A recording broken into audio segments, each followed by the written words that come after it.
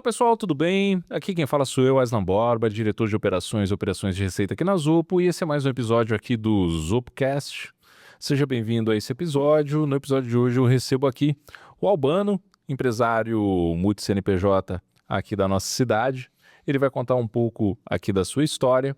Aproveita que você está aqui no nosso episódio, curte, envia para o seu amigo que quer saber um pouco mais dessa história, comenta um pouco outros episódios, sugestões de temas que você quer ouvir aqui no Zopcast. Lembrando que o Zopcast você pode ouvir no Spotify, no Apple Podcast, no YouTube e no YouTube Music. Tudo bem, Albano? Boa tarde, Aisla. Boa tarde, Alec, galera aí da Zopo. Tô muito feliz com esse convite e, enfim, tô aberto aí pra gente conversar. Maravilha, cara, maravilha. Muito bom estar falando aqui com você. Albano, você é advogado, né? Advogado é uma das coisas que eu sou, né? Faz 12 anos aí que a OAB me reconhece como tal, então eu sou advogado também. Maravilha, maravilha. Você iniciou a sua carreira, né, profissional como advogado e acabou indo por outros caminhos, empreendendo e montando outras coisas, outros negócios, né? Eu gostei bastante da tua definição inicial aí do multi-CNPJ. Eu achei... Nunca tinha escutado exatamente essa, mas achei que é uma definição bacana. Boa. Eu gosto também da empreendedor serial. Olha, eu gostei já. Eu tô me encontrando um pouco melhor, assim, porque eu tenho essa dificuldade de colocar... até, sabe o rodapé do e-mail? Eu fico o meu rodapé do e-mail, ele é um pouco esquisito, assim, né? Porque ele tem um site de jogos, ele tem um e-mail mais voltado para outra coisa, tem uma OAB embaixo também, então fica difícil essa definição. Essa definição, né? Boa. Maravilha, maravilha. Por isso que eu até...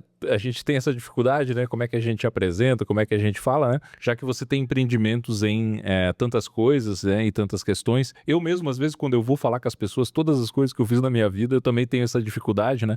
Tanto é que eu digo que eu já vivi várias vidas dentro dessa vida e eu sinto que, às vezes, você também tem essa questão. Mas tudo bem, a gente está aqui para conversar um pouco e também para poder compartilhar com a nossa audiência um pouco da tua história, um pouco das questões e como é que a gente pode inspirar as outras pessoas a encontrar até um pouco do propósito e inspiração dentro dessas questões, né?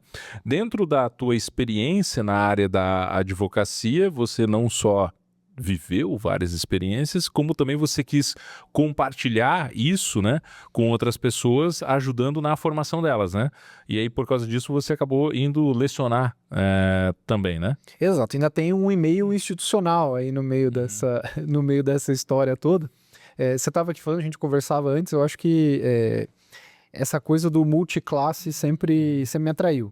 Desde a época de escola, na verdade, falando um pouco dessa questão de formação, na escola eu sempre fui aquele aluno que gostou de tudo. Né? Eu nunca fui aquele aluno, por mais que eu viria advogado, eu só gosto de história. Eu gostava de física, de matemática, química, então eu sempre gostei do estudo, sempre gostei de estudar. E isso acabou me levando para a docência também. Legal. Né? Então eu sempre... Eu não tive nenhuma dificuldade na época de vestibular de decidir o que eu queria fazer. Tá. Né? Então eu sempre quis ser advogado, sempre gostei de falar, sempre gostei dessa coisa de oratória, fiz curso de oratória, dei aula de oratória também, então isso eu sempre gostei.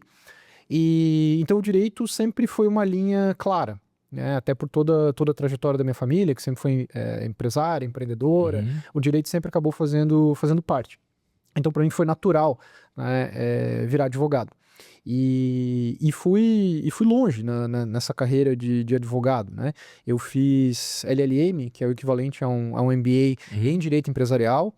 Então, ainda atuo muito em questões de Direito Empresarial. Sou professor de Direito Empresarial também.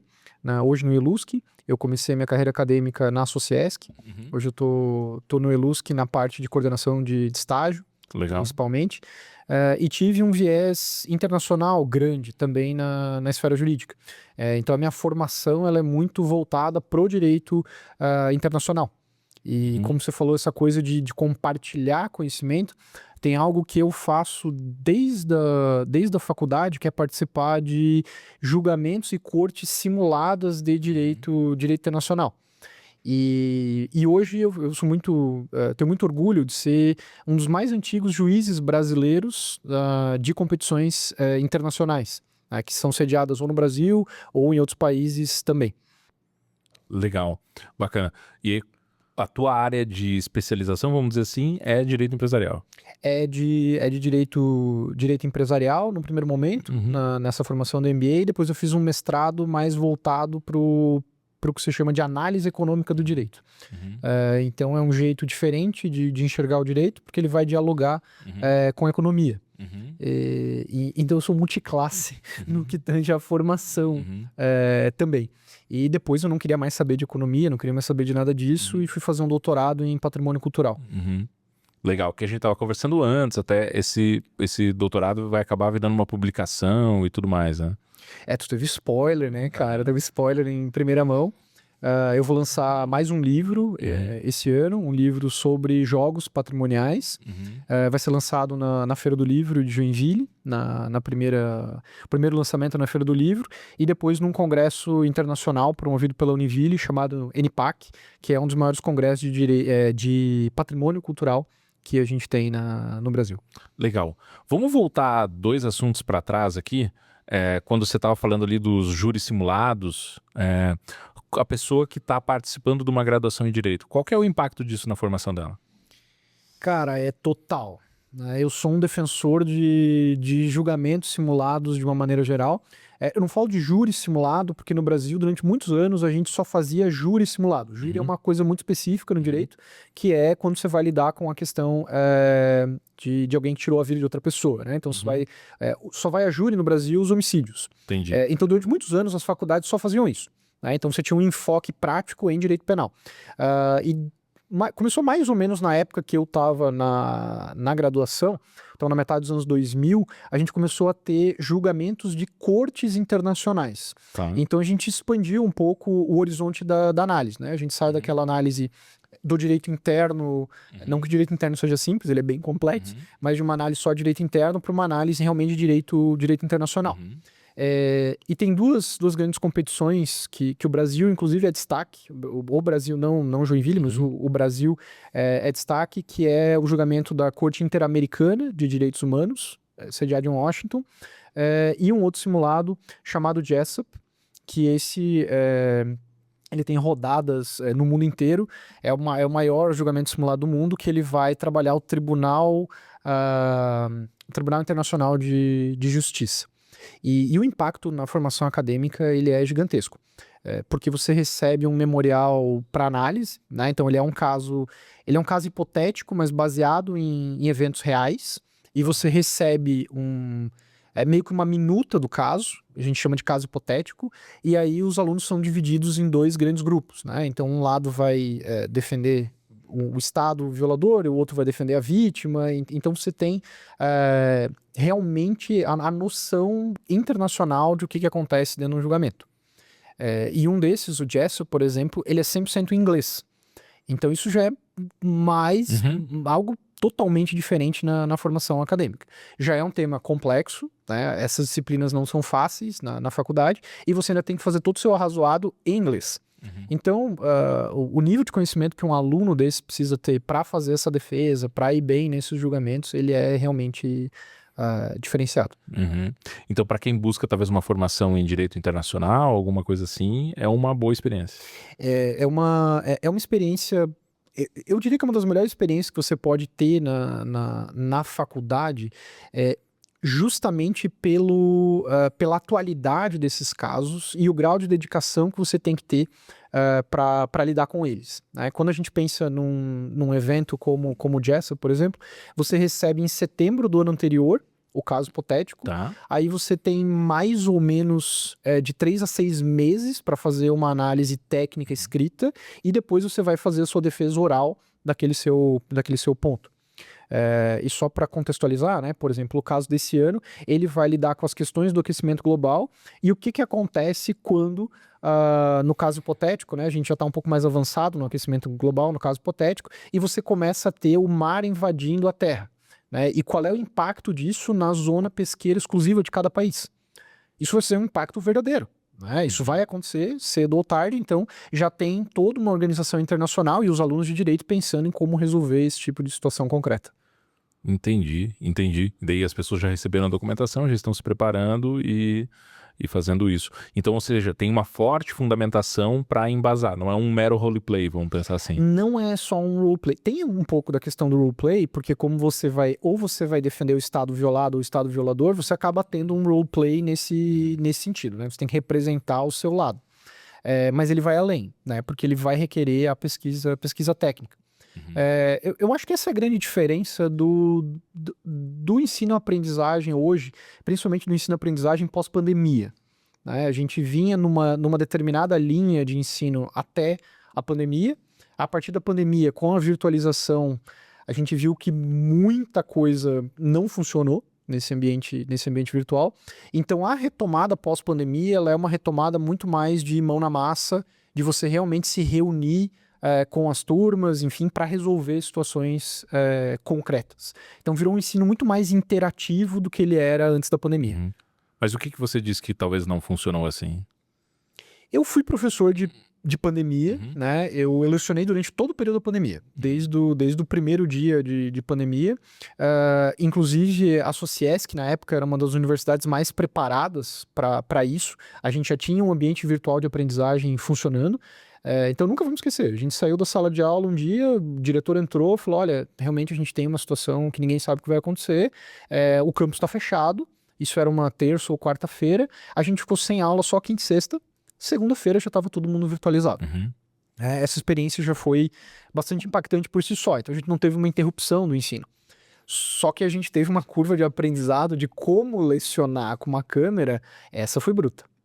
Porque eu e todos os colegas ali, pelo menos do direito, a gente tentou manter virtual o que era a sala de aula típica do direito. A experiência foi lastimável no primeiro ano, para dizer o mínimo, até que a gente começou a entender que novas técnicas precisariam ser abordadas. Então ali eu já comecei uma trajetória do que hoje eu acho que me diferencia muito como professor, que é a utilização de gamificação e de jogos de tabuleiro e jogos em sala de aula, né? Eu comecei esses testes no período da pandemia, porque eu via que o engajamento dos alunos era nulo, né? Muitos não ligavam a câmera, ficava aquele marasmo completo, a pessoa respondia a chamada e achava que estava tudo bem. E aí eu comecei a tentar trazer a coisa da gamificação para esse ambiente totalmente virtualizado. Então, para você ter uma ideia, mais ou menos aí pelo segundo, terceiro mês, eu comecei a jogar histórias sinistras com os alunos via câmera. Isso funcionou muito bem, porque você tem um jogo de tabuleiro, onde você conta o final da história, os alunos têm que descobrir o começo. E aí eu percebi que o engajamento da galera começou a subir cada vez mais, e fui aprimorando essas ideias dentro da minha docência posterior. Entendi.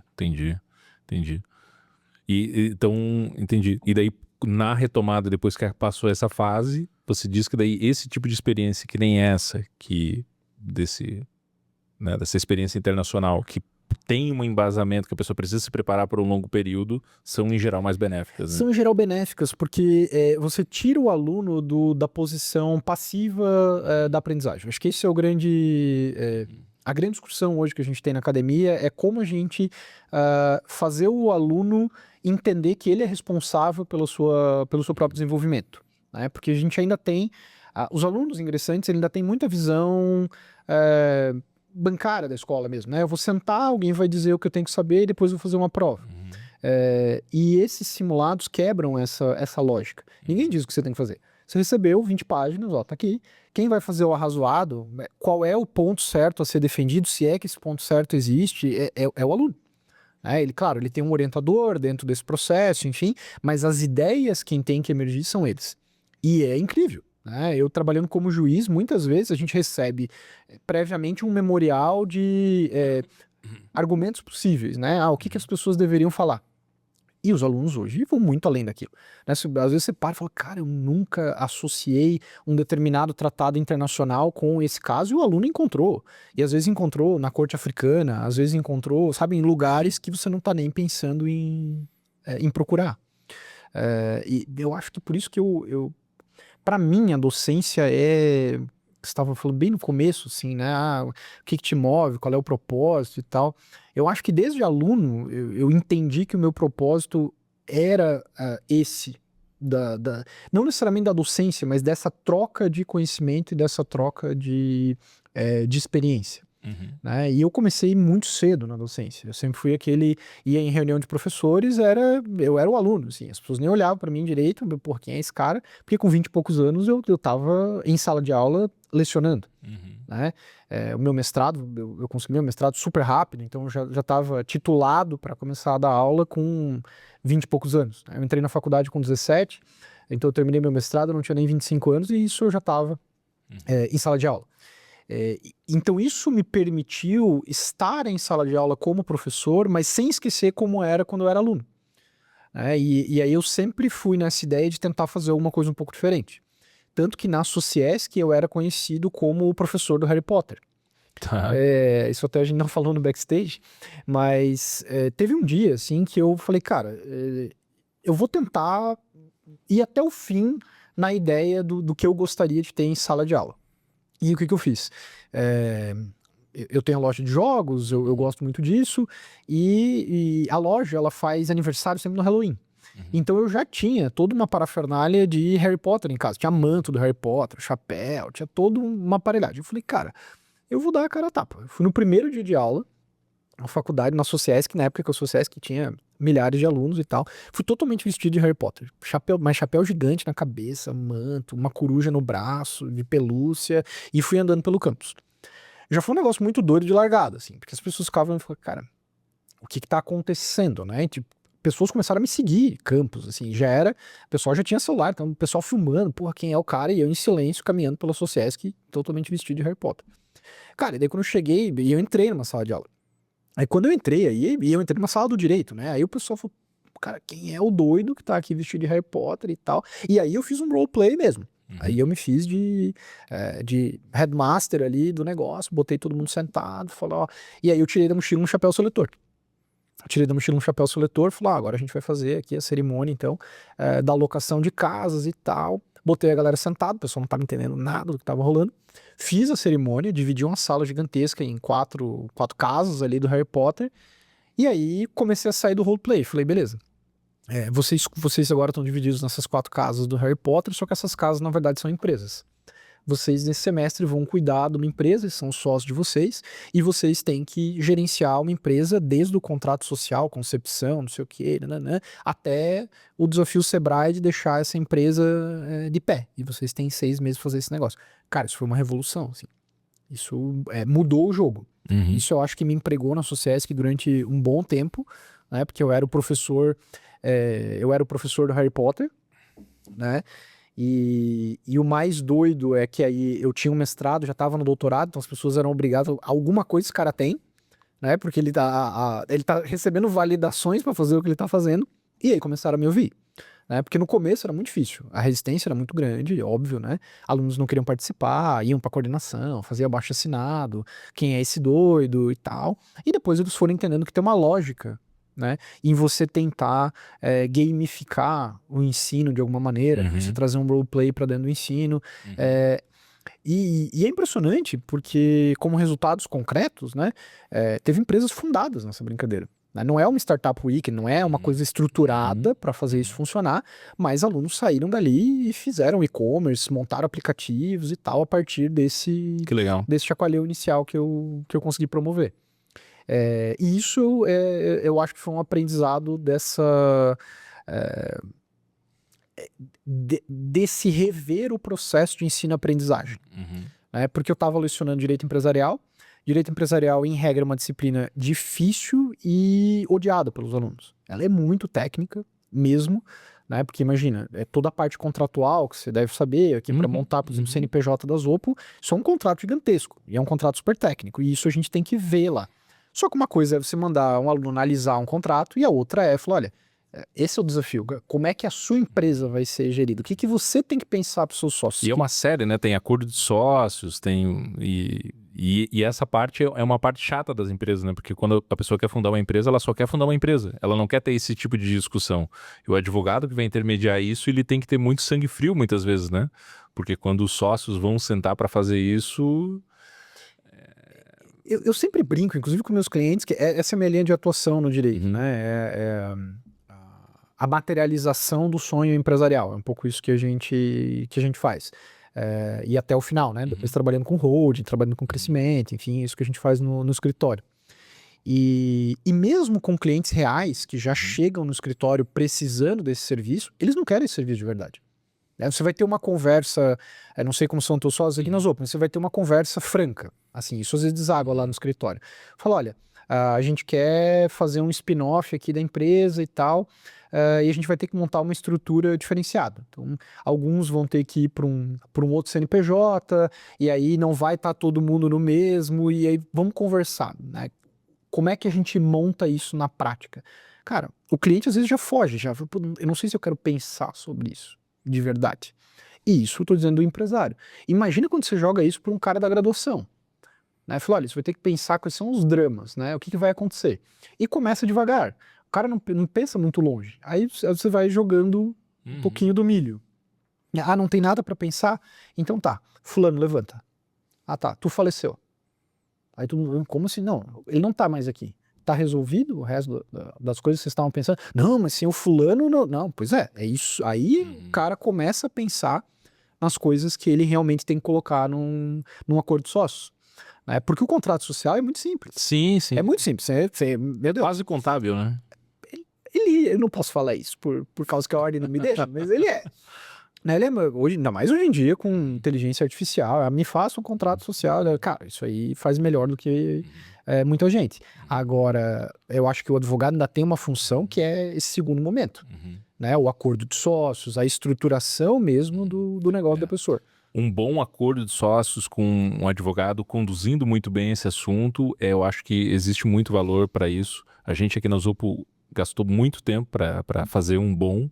A gente achou que, não, tá tudo muito bem alinhado, é só sentar e o advogado vai formalizar. Foi coisa de semanas, meses, por justamente entender todos esses casos, o que pode fazer, o que é inviolável, o que é cláusula, enfim, é bem interessante esse tipo de coisa. A gente não sabia que precisava pensar em tudo isso quando abrir a empresa, achava que era só na ajuda comercial, abrir um CNPJ e começar a trabalhar, mas é muito legal. E por isso que eu fico pensando no desafio seu, pegar um acadêmico, que às vezes era um cara que achava que advogado era só ler aquele livrão grande e passar na prova do AB, né? E ter que promover todo esse tipo de reflexão com os futuros clientes deles, né?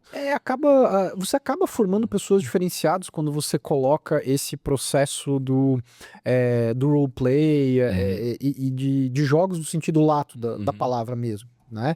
Porque quando você tem um desafio desses, de você tem que, vamos montar a sua própria empresa, primeiro que o aluno ele já se empodera de um jeito diferente. Eu acho muito interessante porque eu acredito muito na lógica do empreendedorismo como lógica mesmo. O empreendedorismo como uma essência do ser humano. Eu acredito muito nessa ideia. E muitas vezes, principalmente na faculdade de Direito, a pessoa só se vê como talhado para ser promotor, juiz, advogado, delegado. Né? E eu vejo o brilho, às vezes, num aluno que não era bem isso que ele queria, mas pela primeira vez ele pensa, cara, eu posso empreender. Eu posso fazer outra coisa. Né? Essa formação vai me permitir outras coisas. Por isso que é lugar comum dizer, o direito abre uma série de leques. Ele abre, mas alguém tem que mostrar que leques são esses. Sim. Né? Porque senão, fatalmente, o aluno vai estar preso a ser advogado ou passar no concurso. Advogado, passar no concurso. E isso, eu não sei se tem mais espaço para isso. O concurso público está cada vez mais inchado e a gente quer enxugar o Estado, e os advogados, a gente tem um batalhão de advogados hoje à disposição. Então eu acho que esse viés, essa saída pelo empreendedorismo, ela é genuína. Né? E quando o aluno percebe isso na graduação, eu acho que ele tem um potencial despertado para realmente conseguir fazer alguma coisa. Ainda que ele queira ser advogado, ele vai ser um advogado melhor. Claro. Ainda que ele queira só fazer concurso público, certamente ele vai dar uma sentença melhor contra uma empresa, porque ele vai saber qual é a realidade que você tem por trás desse cenário. Bacana, bacana. E aí você comentou que, por exemplo, né, você utiliza jogos durante as aulas, né? Para tanto melhorar engajamento, como conseguir trazer as pessoas para uma outra realidade, pegar a atenção dos alunos e tudo mais. Quando você faz isso, e até quando eu peguei a exemplificação ali, né, do julgamento simulado, né, trouxe o exemplo do roleplay, vi que você é um cara muito holístico, né, que você junta os teus vários amores nas várias questões, né. Então, quando eu falei lá no início que você era um empreendedor serial, você tem vários negócios, um dos negócios que você tem também é uma loja de jogos. Isso. Né? Por que você abriu isso, cara? Tua vida já não tinha coisa demais, você já não tinha um escritório de advocacia, você já não estava lecionando, você já não era casado. Por que você abriu uma loja de jogos, cara? Você não tinha coisa para fazer na sua vida já? Cara, então, minha terapeuta disse que esse talvez fosse um tema sensível, que eu devia ter avisado antes no podcast e tal. Cara, eu acho que eu fui estudar economia porque eu não aceitava a coisa do escolher um caminho e abrir mão dos demais, sabe? O custo de oportunidade, assim, tanto que eu dediquei, meu estudo de mestrado foi, eu queria quebrar a ideia do custo de oportunidade a todo custo, mas ela é uma regra imutável da economia, né? Mas o que acontece é que eu sempre gostei de desafio e de coisas diferentes. Então, desde que eu montei o escritório, ele já foi montado de uma maneira completamente distinta, né? Eu entrei no direito, até por isso que eu falei dos júris, eu entrei no direito para fazer júri, para defender homicídios de Joinville. Isso é a forma que eu tinha entendido que eu ia devolver para a sociedade um pouco de tudo que eu tinha ganho. Sou uma pessoa bastante grato pela minha história, pela minha formação, as possibilidades que eu tenho, e eu queria devolver isso. Então, quando eu me formei, eu falei, cara, eu vou defender homicidas de graça. E foi isso que eu fui fazer. Então já é uma história bem distinta, e as pessoas me olhavam e diziam, cara, por que você está fazendo isso? E em paralelo, o escritório já era de direito empresarial e tal, mas eu queria ter essa outra experiência. E daí veio um pouco o meu gosto pelo júri simulado e por outras coisas nessa linha. E eu digo isso porque eu abraçava as possibilidades que vinham. Então, por que eu vou trabalhar com isso? Porque tinha um professor na faculdade que deu essa ideia e trabalhava com isso. Por que não? Então, tudo que me jogavam, eu meio que pescava para mim. E como bom ariano, eu fui largando as coisas. Eu ia vendo que ia testando, ia largando, ia testando, ia largando.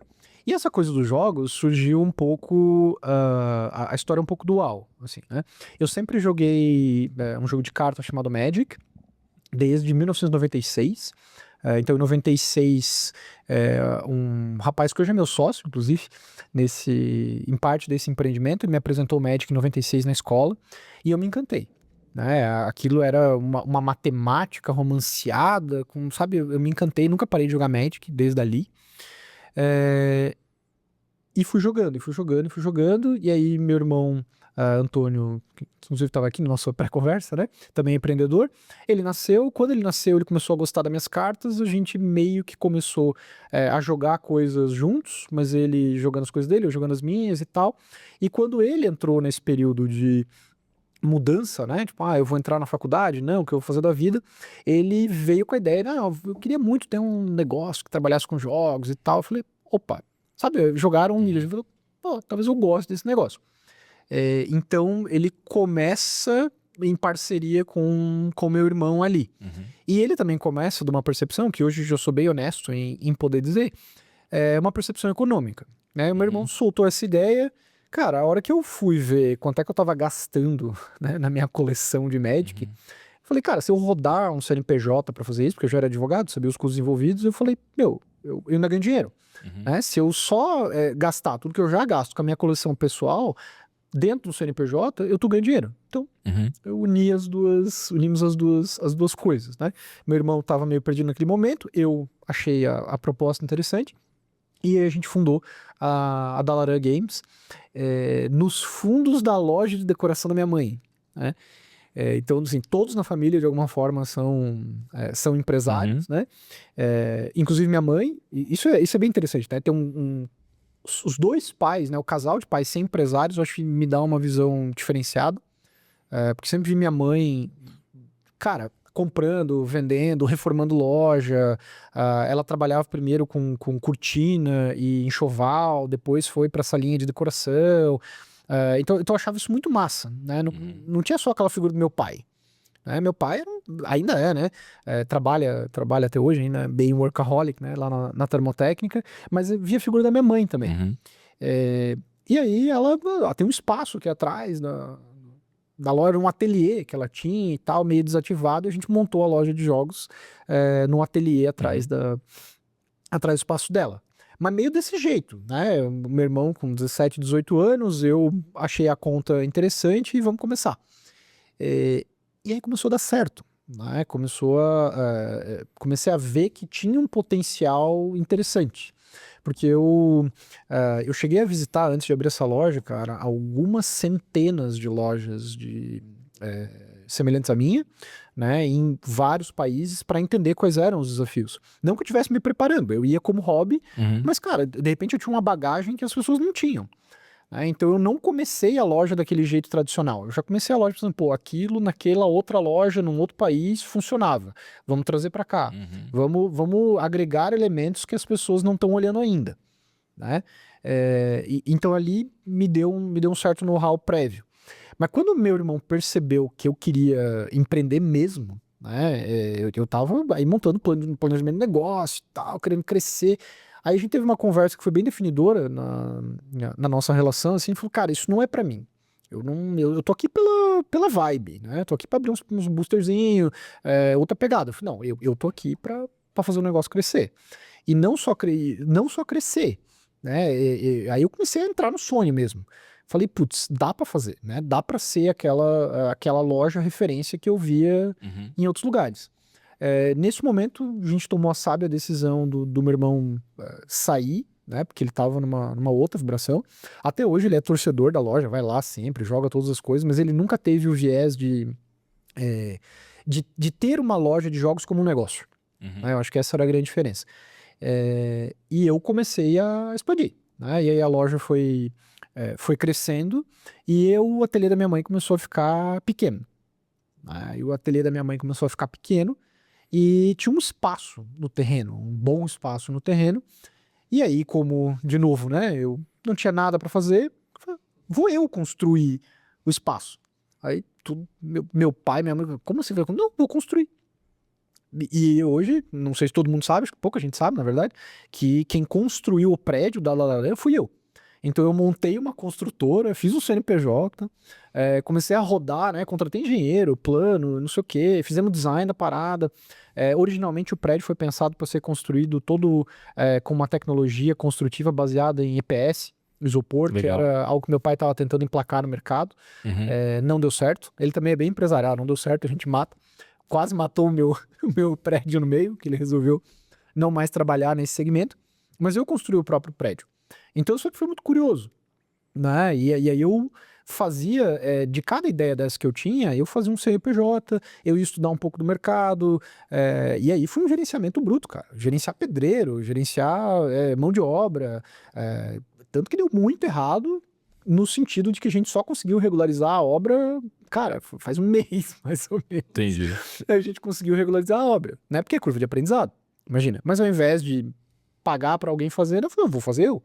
Né? E isso me deu um know-how, cara, gigante, né? Eu acho que essas experiências, elas acabam sendo... elas só somam, né? Na tua experiência. Aqui, num spin-off mega paralelo, gostei da ideia de construir, aí arrumei sócios, fomos pensar em construir em Joinville, chegamos a permutar terreno, aí a construtora faliu porque a gente levou um golpe, e aí isso tudo vira história em sala de aula. Né? Hoje a minha aula acaba, os alunos olham e falam, cara... Você construiu um prédio, aí você faliu uma construtora, aí você foi processado pelo cara que você permutou o terreno. Eu falei, e é tudo verdade, tudo aconteceu de fato, né? E isso foi conhecimento jurídico, foi conhecimento de uma série de outras coisas. E a loja faz 10 anos esse ano. Né? Então alguma coisa deu certo, né? dentro daquele sonho inicial para manter essa loja funcionando por tanto tempo. Né? E eu acho que parte disso vem desse know-how prévio. Porque eu era um jogador, né? E ao contrário de muitas lojas, toda loja desse meu segmento, ela começa com uma pessoa que é jogador e quer montar né, o próprio espaço. Depois, se você quiser contar a sua história também e tal, a gente pode trocar uma ideia. Mas além de ser um jogador, eu era um jogador, eu cheguei a um nível quase profissional de Magic em um determinado momento da minha trajetória. E, putz, então eu participava dos grandes eventos internacionais. E eu pensava, cara, é isso que a gente precisa montar em Joinville, né? Não aquela loja daquele jeito qualquer, com as cadeirinhas de bar, como era muito tradicional na época. Porque Joinville, nesse ponto, tem uma história interessante, né? A primeira loja, ela foi no Shopping Miller e era uma loja super profissional. E a gente saiu daquela experiência super profissional para baixo. Né? Várias das outras que vieram foram numa linha muito mais amadora, né? A gente nunca mais teve aquela loja do Miller, que a galera que jogou ali em 97, 98 lembra bem. E eu falei, cara, mas é possível, né? Se o cara em 97, 98 já conseguiu, acho que o Joinville tem potencial para. E foi nessa linha que hoje a Dalaran tá numa área aí de uns quase 300 metros quadrados de área. A gente faz campeonatos para 60 e muitos jogadores, acho que foi 64, o recorde que a gente bateu aí esse ano, de jogadores simultâneos dentro do mesmo evento, com torneios paralelos, com um monte de coisa acontecendo, como a gente não via em Joinville. Né? Isso era algo que não existia em Joinville, e isso vem um pouco dessa profissionalização do hobby. Acho que essa é a palavra. Né? E lá atrás eu senti que essa era a divergência que eu tinha com meu irmão. Meu irmão não queria profissionalizar o hobby, ele queria continuar com os amigos dele, curtindo o momento. E eu queria as duas coisas, porque eu nunca imaginei que aquele cenário que fosse só agradável, ele fosse ser rentável. Então eu sempre tive para mim a necessidade era que o sonho fosse sustentável, né? Autossustentado no negócio. E hoje é. Então eu sou uma pessoa bem, bem feliz nesse segmento aí por conta de ter conseguido chegar numa sustentabilidade e 10 anos de casa. Muito bom, muito bom. Eu acho curioso porque a tua família tem bastante história, né? Mas tu é um cara que tem muita história para contar, né? Tu conseguiu construir muitas histórias pessoais, né? Acredito que no futuro tu vai poder contar pro teu filho muitas histórias muito interessantes, né? Da tua própria história. Eu acho que isso é muito, muito legal. Eu acho que nesse segmento eu tive a oportunidade de empreender, talvez a nossa audiência não saiba, porque a gente já gravou um episódio sobre isso, mas é o episódio proibido, né, que é o episódio 0. Talvez um dia a gente solte, a gente contou aqui a trajetória de cada um da Zopo, mas não ficou bom, por isso que a gente não lançou esse episódio. Eu tive uma loja de jogos aqui em Joinville também, um pouco antes, né, do Albano, e é um segmento que na época, ao menos na minha, a gente teve algumas dificuldades, talvez também teve alguns desacertos. Mas eu acho que talvez uma das coisas interessantes, além, obviamente, do teu background técnico, né, que permitiu que você conseguisse atingir esse ponto de sustentabilidade, né, foi como tu conseguiu atingir o equilíbrio para conseguir fazer com que a paixão que gerou o propósito, né, fosse equilibrada, né, para que ela não descompensasse com a razão, né? Porque é igual como é na vida pessoal, né? Se a gente tem uma paixão que é muito quente, né? A razão para de funcionar e a vida pessoal descamba, né? Então existe um equilíbrio ali que precisa ser bem, bem amarrado, né? Então isso é muito importante para quando a gente vai abrir um negócio baseado num hobby, baseado numa preferência. Isso vale para, por exemplo, quem vai abrir uma loja de música, uma loja que tem alguma coisa que é uma preferência da pessoa, um negócio baseado em uma preferência pessoal da pessoa, né? Então é muito importante que você consiga, né, ter esse equilíbrio, né, para fazer o negócio prosperar, né? Por isso que talvez nesse segmento, né, que tem a ver com esse tipo de coisa, a gente consegue contar quantas lojas no Brasil que conseguem atingir esse ponto de excelência, né? Poucas, né? Perto das que iniciam, né? Talvez 12, 15 lojas, né, que vão atingir esse patamar, né? Porque a maioria, na hora de fazer esse equilíbrio, vão mais pela paixão, aí acabam, vamos supor, preferindo, sei lá, como você comentou, né? O círculo de amizades do dono e tudo mais, em vez de, sei lá, gerar caixa, em vez de manter as contas em dia, as questões de impostos e tudo mais, um dia essa conta chega e o negócio não fica de pé, né? Cara, eu pensei em tantas coisas nessa tua intervenção aqui que eu queria até fazer uma reflexão em 3 pontos aqui. A primeira delas é não sei se já te falaram isso, mas agradecer, né, a existência da Arsenal, porque acho que cada um que empreendeu nesse segmento, cara, manteve esse hobby vivo em Joinville.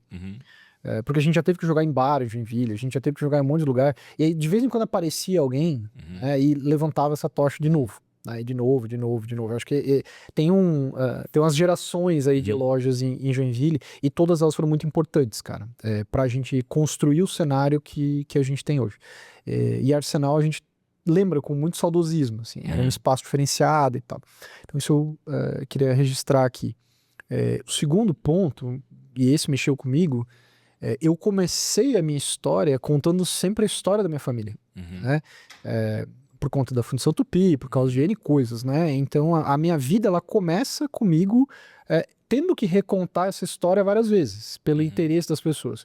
E eu sempre pensava, cara, eu falei, porra, mas um dia eu quero colocar alguma coisa nessa história também, tá ligado? Porque senão eu ficava assim, pô, eu tô contando a história que meu pai contou, que o pai dele contou pra ele e tal, né?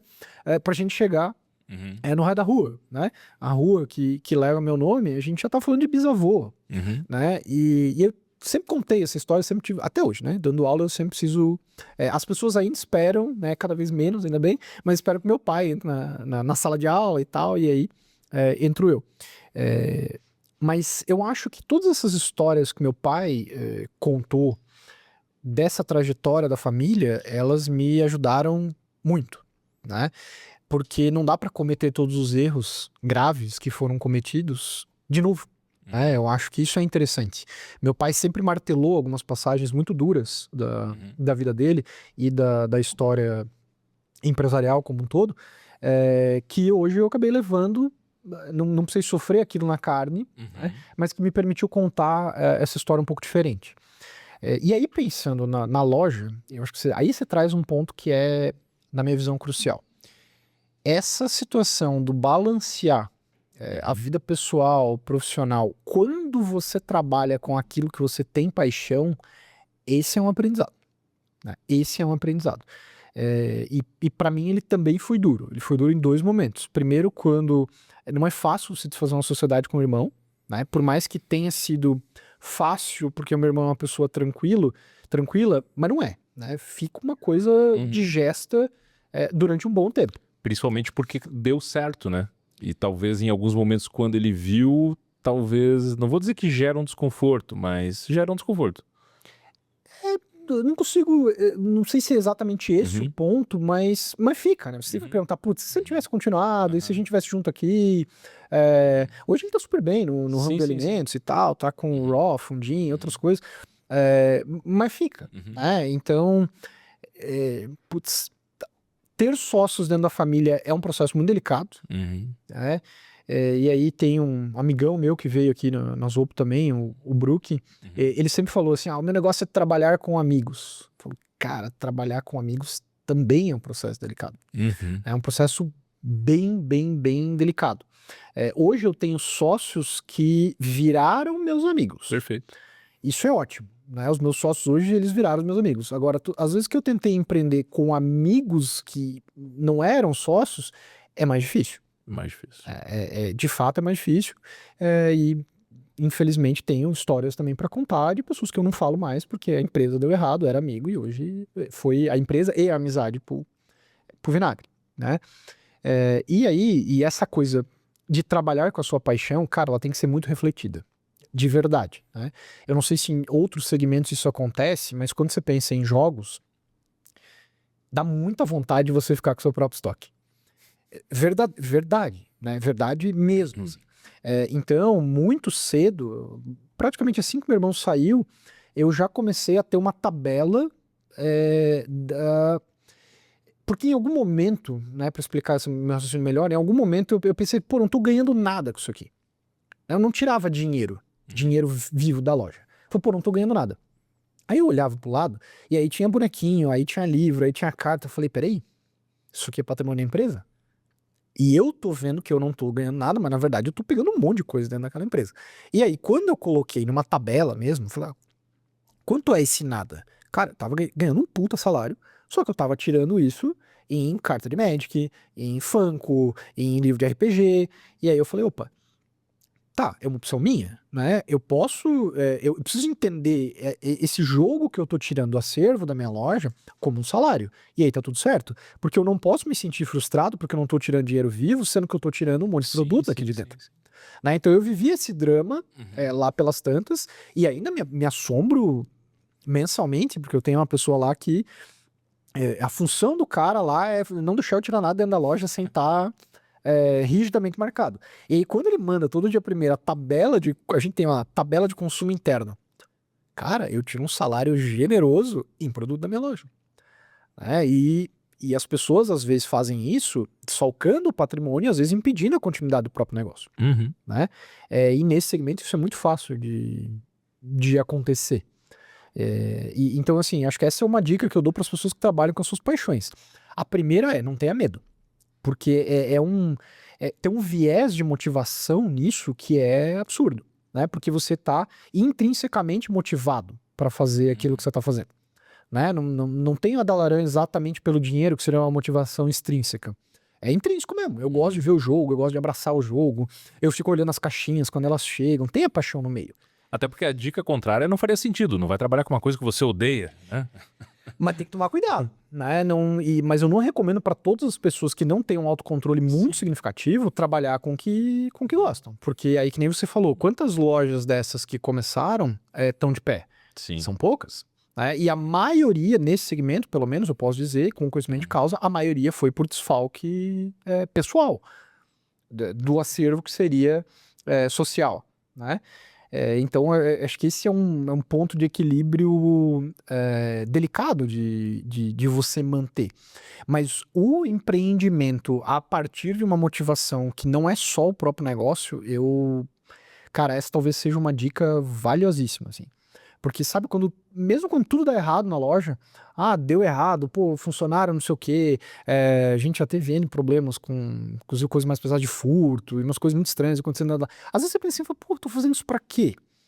Né? E aí quando você tem essa motivação de, pô, realmente ter a paixão pela coisa em si, isso é um fator que levou a loja até os 10 anos e certamente vai levar a loja por um bom tempo. Legal. Então, ou seja, inclusive por manter a paixão e manter a chama acesa é o que vai te manter o interesse, o objetivo em continuar. Com toda certeza, né? Eu acho que essa hoje é a minha meta de vida, assim. Não abandonar as outras coisas que eu faço, né? Porque eu faço várias coisas que eu tenho uma paixão muito grande, mas cada vez mais conseguir migrar para esse segmento de jogos, de tabuleiros, sabe? Eu gosto muito da coisa do comércio, da compra e venda.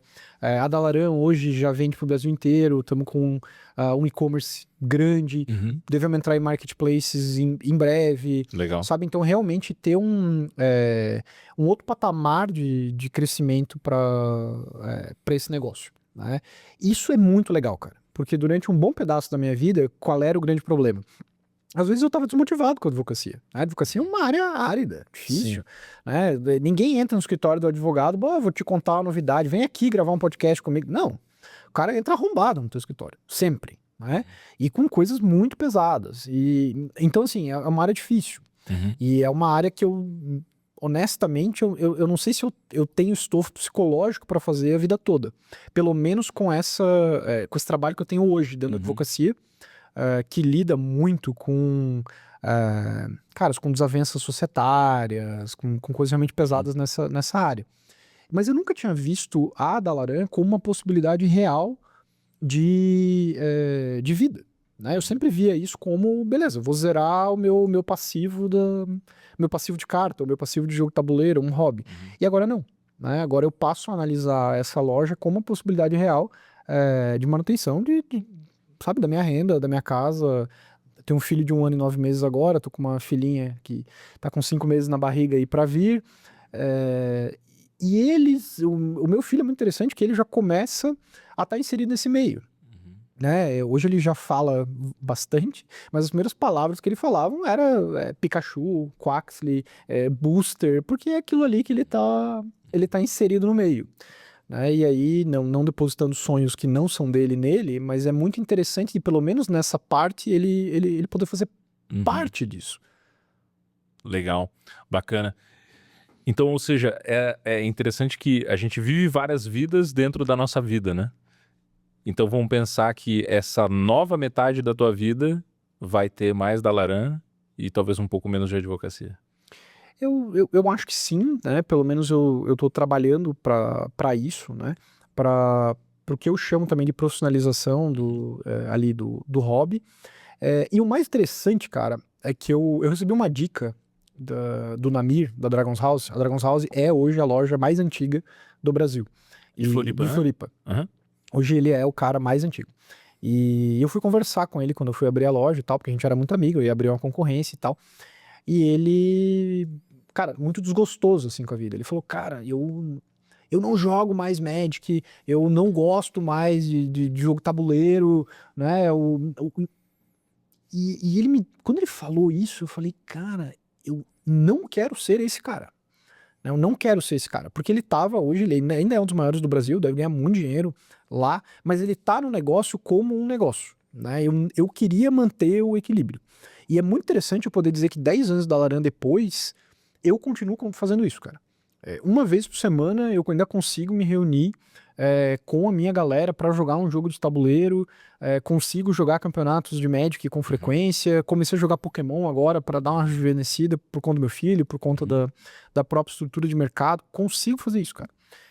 Isso para mim é o viver o sonho, sabe? Porque desde o início era martelado com, você vai... Sabe, você vai começar a detestar aquilo que você amava no início, e durante um tempo isso até aconteceu, mas eu tô mais otimista nesse momento. Que eu tô realmente conseguindo fazer um balanço dessa pegada. É óbvio que eu hoje não consigo mais jogar, por exemplo, um jogo de tabuleiro dentro da minha própria loja. Porque já se cria um pouco a coisa de o Albano tá aí, ele tá jogando um jogo importado, eu não consigo jogar, porque vem um monte de gente olhar, aí querem bater foto, querem filmar, sabe? A gente criou um patamar que eu não consigo ficar à vontade pra jogar um jogo de tabuleiro na loja. Então eu já tive que Tu não conseguiu nem terminar um setup, né? Não dá. Não dá, não dá. Isso é ótimo, isso quer dizer que os clientes estão vindo o tempo todo, que estão engajados, estão interessados e tal, mas às vezes não é o seu momento, né? Pô, eu quero jogar tranquilo, às vezes jogar 4, 5 horas sem ser interrompido e aquela coisa toda. Né? Então o jogo de tabuleiro eu já aceitei que eu montei um espaço em casa onde eu jogo o jogo de tabuleiro, mas os eventos mais normais, assim, campeonatinhos e tal, eu tenho conseguido viver viver essa dualidade aí que a gente tá falando. Legal. E se a gente for unir o Albano amante de jogos de tabuleiro, o Albano acadêmico, você comentou que a tua tese de doutorado foi em patrimônio, mas você falou muito sobre jogos ali, né? Explica um pouco para nós o que foi a ideia central que você pesquisou, que foi a tua pesquisa. Você comentou que vai lançar o livro na Feira do Livro, ok?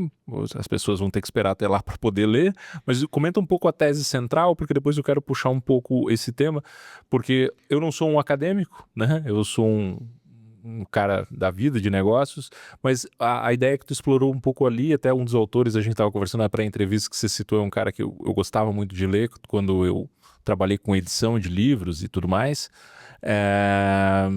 Eu achei muito interessante a ideia central, vou ler teu livro depois e tudo mais, né? Mas comenta um pouco conosco o que você explorou nessa tua pesquisa. Legal, como me deram uma câmera ali, agora eu vou me dirigir a você. Jogos patrimoniais é o nome do termo que eu criei para minha tese de doutoramento. Vou lançar ela na Feira do Livro, então vou estar autografando em breve aqui na Feira do Livro de Joinville, e depois vou relançar ela, ou lançar de uma maneira mais profissional, dentro do NPAC. NPAC é um evento da Univille, o maior evento de patrimônio cultural da região, um evento internacional, inclusive. E esse merchan, ele é necessário, que foram 4 longos anos de estudo, né? Para quem não tá muito ligado em como é a carreira acadêmica, né? A carreira acadêmica o ideal é que você faça uma pós-graduação antes de entrar no mestrado, então são 2 anos de pós-graduação, aí 2 anos de mestrado e depois 4 anos de doutorado. Então foram 4 anos nos quais eu me dediquei a estudar jogos de tabuleiro nesse viés em como eles dialogam com o patrimônio cultural e com os direitos culturais de uma maneira mais estrita. Então, o que eu estou querendo dizer com isso, né?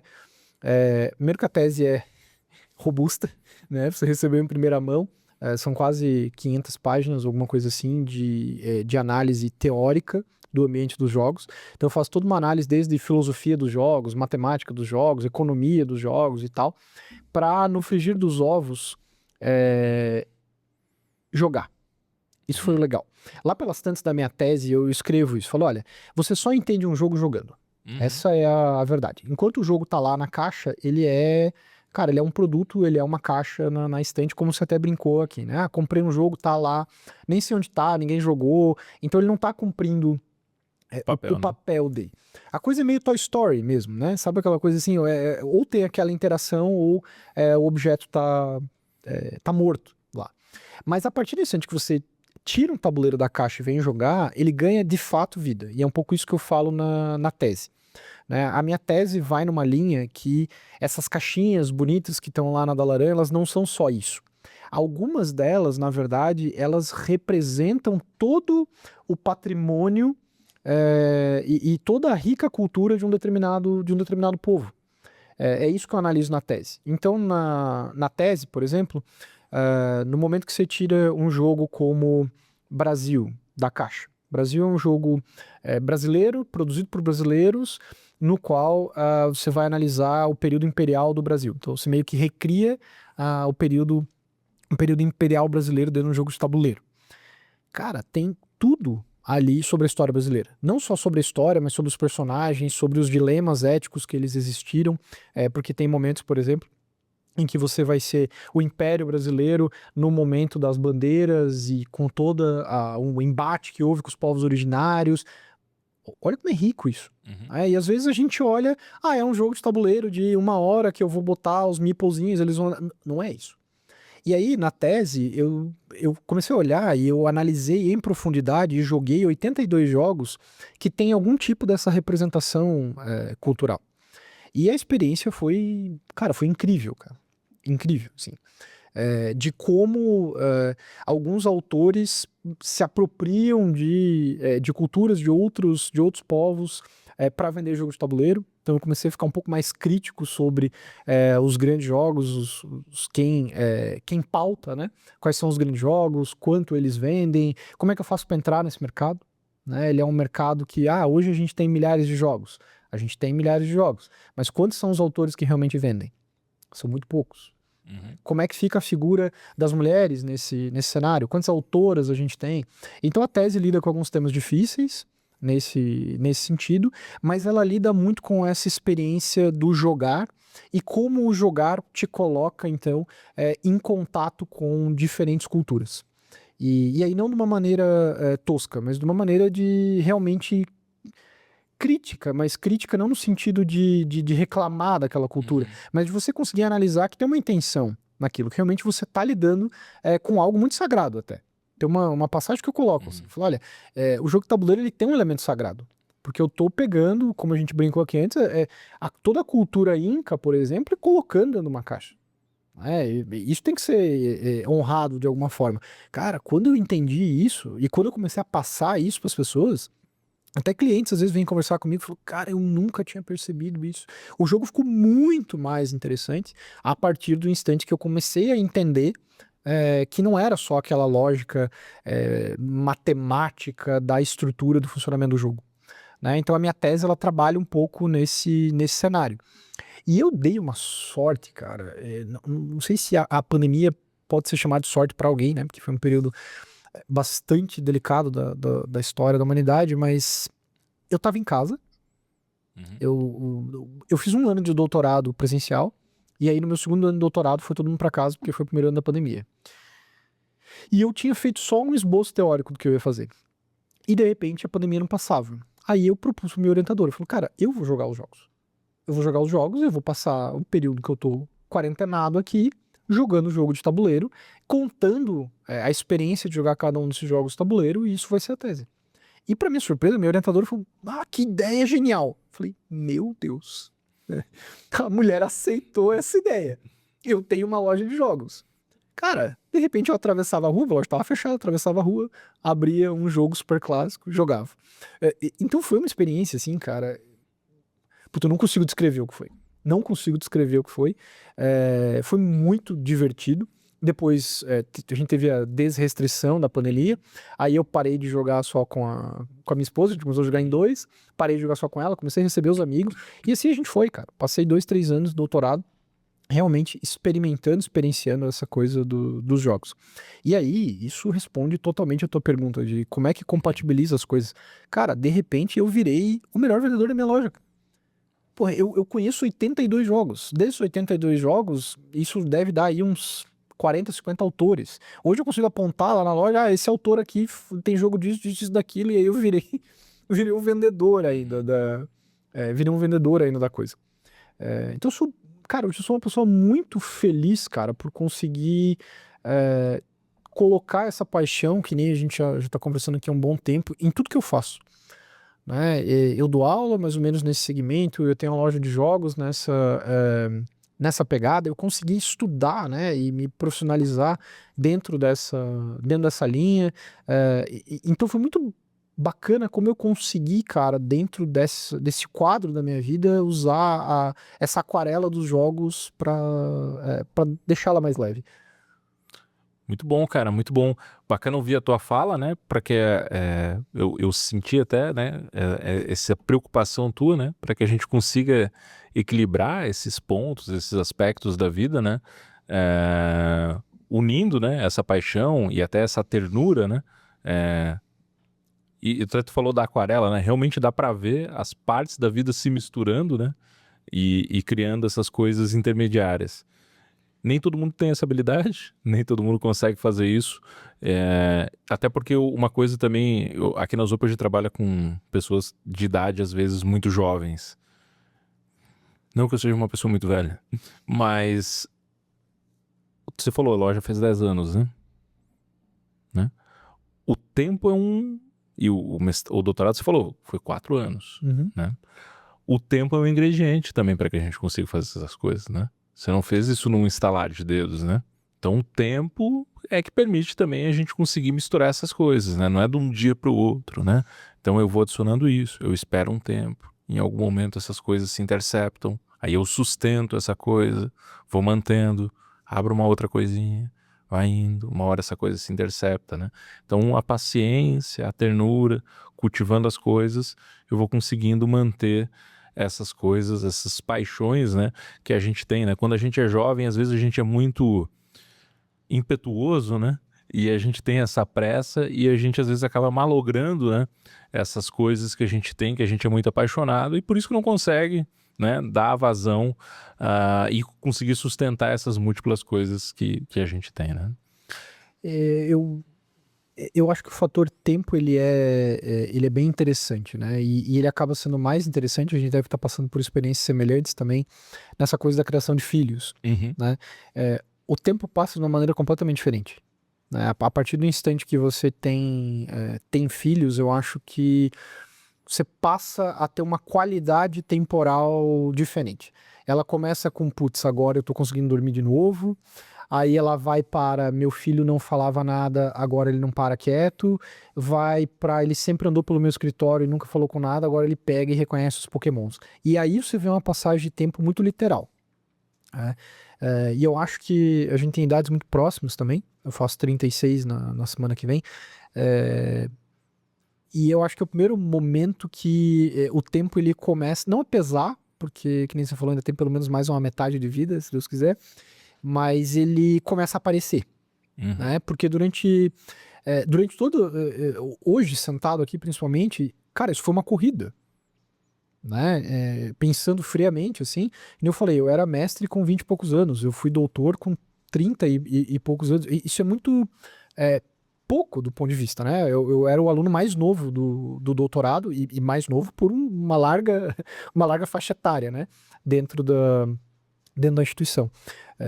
Então, sim, eu acho que isso é mais uma coisa que as pessoas estão nos ouvindo.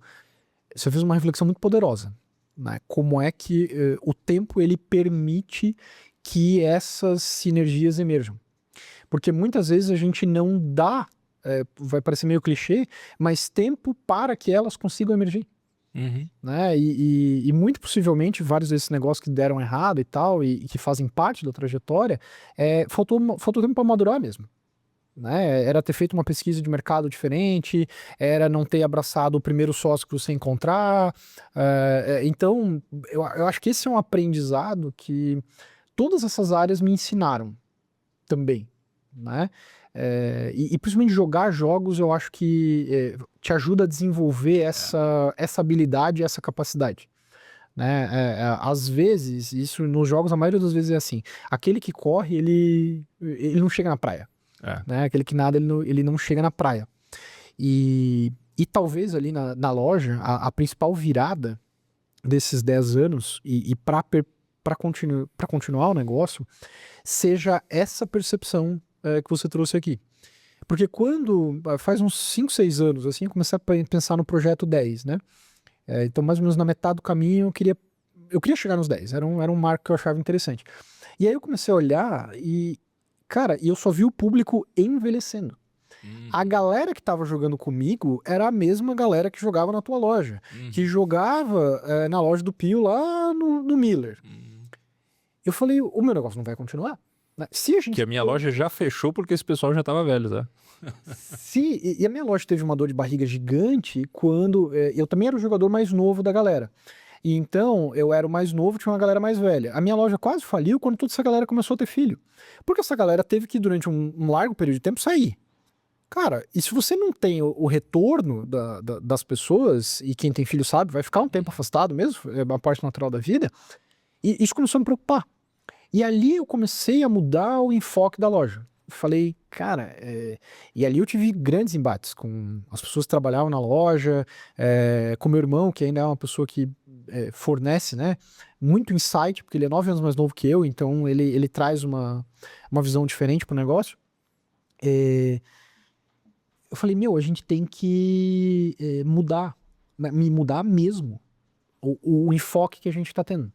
A gente tem que começar a focar, não só no jovem, mas a gente tem que começar a focar em criança, a gente tem que começar a focar em pai, a gente tem que ter um café e um espaço bacana para vir uma mãe aqui, porque essa é a galera que vai, em algum momento, começar a colecionar, se encantar por uma carta, né? Viver tudo aquilo que a gente viveu.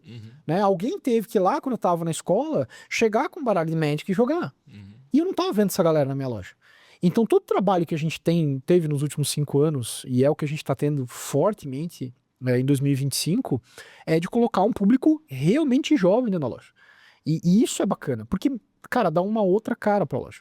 Quando você vê jogadores de Pokémon de 10, 11, 12 anos de idade, cara, você vê o negócio continuando, né? Porque tem um novo público. E não que eu queira afastar as pessoas mais velhas, longe disso, né? As pessoas estão jogando cada vez mais tempo. Isso é ótimo. Mas você precisa ter esse ciclo de renovação. E eu acho que essa é a grande sacada e o grande trabalho que a gente tem nesse desafio aí dos 10 anos. Né? Porque vem lá aqueles insights de Instagram, insights de todos esses elementos digitais. Qual é o seu público médio? 35, 45. Cara, 35, 45 eu preciso baixar. Eu preciso baixar, porque eu comecei a jogar com 7 anos de idade. Então, como é que eu vou dialogar com esse cara, mas sem afastar o cara de 20, 30, 35, 40 anos da loja também? E é um baita desafio. Exatamente, que é se começar a se tornar family friend, né? Atrair o filho e o pai ao mesmo tempo e fazer a roda girar, né? Isso é bem interessante. Inclusive, até uma curiosidade, essa mesa que nós estamos, ela não foi comprada para fazer um podcast, tá? Essa mesa originalmente era a mesa que aqui na Zopa a gente jogava jogos de tabuleiro. Porque a gente tinha uma dinâmica que eu usava para até entrevista, processo seletivo, identificar se a pessoa tinha a mentalidade de jogador. Principalmente em vendas, né? É muito importante entender, principalmente se a pessoa tem capacidade de negociação, se ela controla a ansiedade, né? Porque a gente trabalha com negociações muito longas, né? A pessoa sabe esperar a sua vez, entendeu? Então tudo isso a gente analisa num processo seletivo para saber se a pessoa vai ser um bom vendedor aqui dentro. Né? Então, mas hoje a gente usa para o podcast, então tá tudo bem. Eu tava gostando do motivo Porque anterior. isso é uma coisa. Até na faculdade, quando fiz engenharia, existe uma disciplina chamada jogos corporativos, jogos modernos, né? Que serve para outra coisa, tem nada a ver com o que a gente tá falando. Mas eu gosto dessa prática de incorporar no ambiente de trabalho essa questão, porque você consegue perceber esse tipo de coisa, né? No ambiente, né? A pessoa não espera a sua vez, ela vai lá, erra, né? Então, ou faz negociações. Pega um jogo clássico, né? Catan, né? Cara, a pessoa vai. Toda vez ela faz negociações muito ruins. Pô, cara, esse cara não pode trabalhar com vendas. Entendeu? Você já consegue pegar umas coisas ali. Então é bacana se as pessoas soubessem o poder de como você consegue treinar as pessoas ou usar outras habilidades com jogos clássicos ou jogos modernos também dentro do ambiente corporativo. Albano, a gente já tá. Quanto tempo, produção? 1h10. 1h10. Muito bom. Então, um papo muito bacana, um papo muito rico. Eu acho que trouxe insights muito legais sobre a sua vida para a nossa audiência. Eu acho que o papo até, inclusive, inspiracional, muito legal, sobre como a gente pode trabalhar com as nossas paixões, como a gente pode fazer isso de maneira equilibrada e tudo mais. Obrigado por estar aqui conosco. Quem quiser falar com você, te encontrar para continuar esse papo, quiser saber mais sobre direito empresarial, quiser uma dica, quiser saber como abrir um negócio motivado por paixões e não se perder no meio da curva, como é que ele te encontra nas redes, um site, um portal? Onde é que ela te encontra? Galera, vocês podem me encontrar no Instagram, no @albano_fs. Ali é o meu Instagram pessoal. Eu sou muito ativo também no @dalarangames, que é o Instagram da loja. E eu deixo aqui o convite para vocês conhecerem a Dalaran. Eu estou muito lá na Dalaran. E ele é um empreendimento multifamiliar, né? Tem a loja de decoração da minha mãe na frente, a Dalaran no fundo, o meu escritório de advocacia em cima, o fundinho, o restaurante do meu irmão junto. E ela fica na rua Fernando de Noronha, 212, inclusive aqui pertinho do estúdio. Quiser bater um papo, quiser tomar um café, eu estou mais do que à disposição. Não só para resolver os problemas jurídicos pesados, né? Às vezes mais para mentorar, para conversar, contar um pouco dessa história aí. Tem uma bagagem, acho que bastante interessante.